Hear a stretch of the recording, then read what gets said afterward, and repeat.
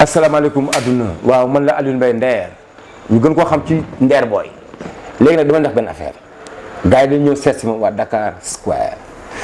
def nañ interview bu garaaw boo xam ni dama bëgg rek yéen ñëpp ngeen seetaan ko parce que Amina fexe na ba wax loo ma loo xam ni musuma ko wax sama adduna Dakar Square Alioune Mbaye Nder mais sur le net c'est génial grave.